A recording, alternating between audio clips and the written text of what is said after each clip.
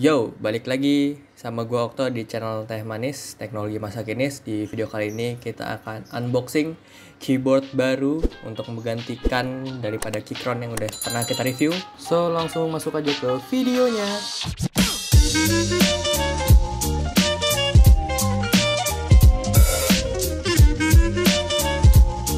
Jadi ini adalah SteelSeries Apex 7 dengan layout TKL, dan ini mechanical keyboard.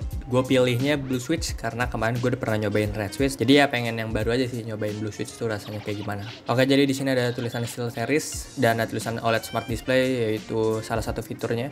Ini mirip sama kayak mouse yang udah pernah gue review, yaitu Rival 710 dari SteelSeries juga. Mari kita lanjut ke atas. Oh, sebelumnya ini ada tulisan PC, Mac, Xbox, sama PS4, jadi support untuk keempat device tersebut ya.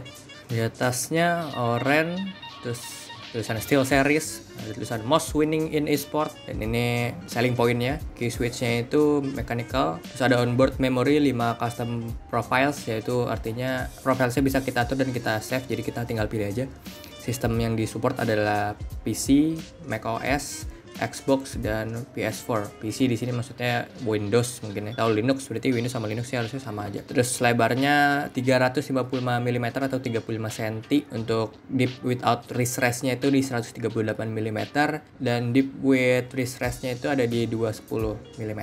Switch ratingnya ini 50 juta klik setiap key-nya. 50 juta klik tuh bisa 10 tahunan lah kurang lebih kalau pemakaian gue, karena gue pakai mouse itu gue udah pernah bahas juga, 30 juta klik itu hampir 5 tahun, jadi kalau dua kalinya bisa sampai 10 tahun ya. Prosesornya di dalam keyboard ini udah ada prosesor 32 bit ARM. Untuk lightingnya dia sistemnya per key ya, ini menarik banget ya. Jadi SteelSeries ini bisa diprogram di SteelSeries engine-nya, jadi kita bisa program setiap key-nya, setiap RGB dari key-nya ini kita bisa program warnanya, jadi kita bisa custom luas banget. Kita pengen ubah sesuai selera kita, ini luas banget. Dan terakhir di selling point-nya ada keyboard layout-nya, itu dia pakai English US QWERTY biasa ya, yang umum kita pakai, kita jumpai gitu. Lanjut, kita dapat kartu garansi di luar kardus. Ya, ini emang SteelSeries biasanya kayak gini ya. Jadi ini adalah dari distributor kalau keyboard ini dapat garansinya. Dan di belakang sini ada fitur-fiturnya, ada aircraft grade aluminium alloy frame. Jadi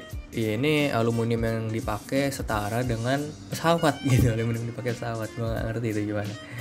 Oke, intinya aluminium lah ya. Terus banyak pokoknya premium magnetic refresh-nya, jadi emang refresh-nya magnetic. Kita cobain dedicated multimedia control yang ada di sebelah daripada OLED Smart Display-nya itu. USB pass-through port, jadi ini adalah port USB yang sudah ada di keyboard ini, jadi kita kayak USB hub gitulah ibaratnya. 5 customable onboard profile, terus ada di dynamic per key RGB illumination, anti ghosting, 100% anti ghosting. Jadi biasanya kalau ghosting itu kita pencet sekali ghosting tuh, pencet terus gitu ya, itu namanya ghosting.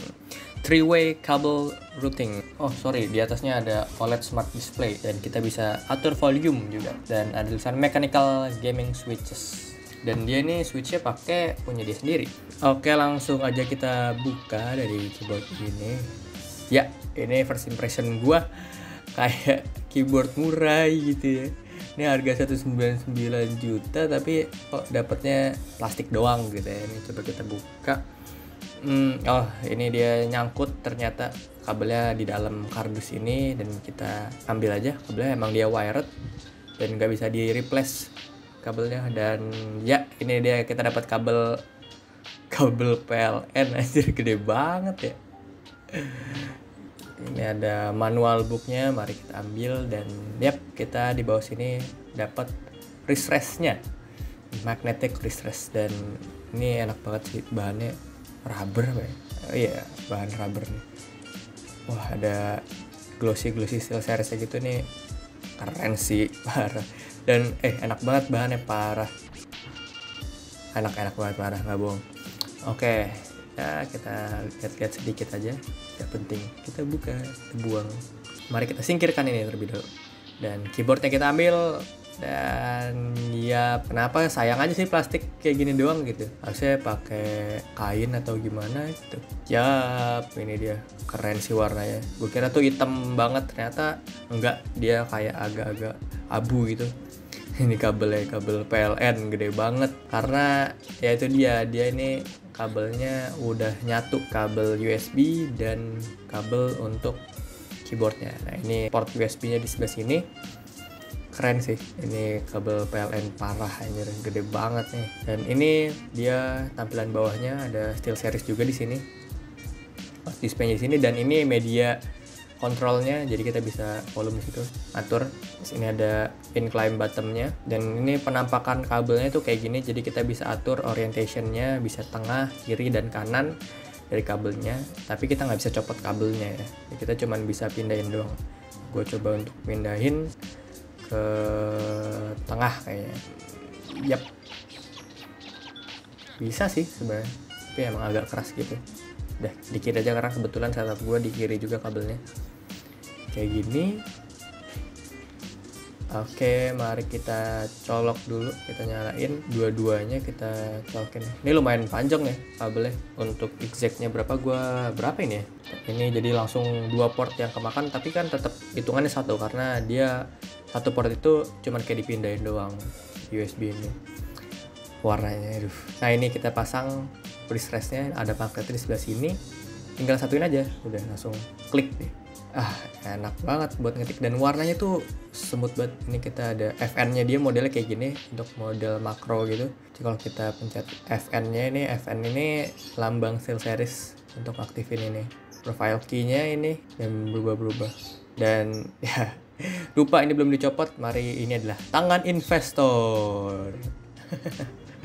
Yang kletek udah kayak gunting pita gitu ya.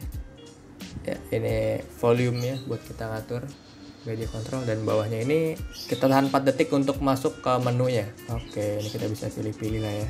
Ini nanti akan ya kita review di selanjutnya. Oh iya, klik daripada scrollnya itu buat milih menunya. Nah ini brightness-nya bisa kita turunin dari sini. Jadi biasanya itu kita pakai FN, terus pilih salah satu menu untuk kecil gedein, dan ini udah sih pas gitu, mantep banget. Dan ini langsung bisa ganti daripada warnanya di sini semuanya. Keren banget sih ini, parah. Ganti-ganti dari sini bisa, dan dari SteelSeries engine-nya juga bisa gitu. Oke, kita coba buka salah satu keycapnya. Kita pakai punya keycap pullernya Keychron karena nggak dapet. Karena sebetulnya sebenarnya gampang ya, dia tuh nggak rapet kan, jadi kayak keycap puller itu nggak terlalu penting sih di sini. Tapi tetap aja pakai keycap puller itu lebih gampang harusnya. Ini agak keras gitu. Coba kita pindah ke escape yang gampang kayaknya. Kita coba lihat. Gue pengen lihat switchnya sih, sama pengen lihat daripada LED-nya. Karena tuh smooth banget warnanya. Itu ternyata LED-nya dia tuh udah dikasih diffuser gitu, jadi nggak terlalu harsh gitu. Jadi smooth, mantep kayak gitu. Oke, setelah ini gue akan coba untuk typing test dan dengerin suara dari blue switch-nya SteelSeries kayak apa. Yuk.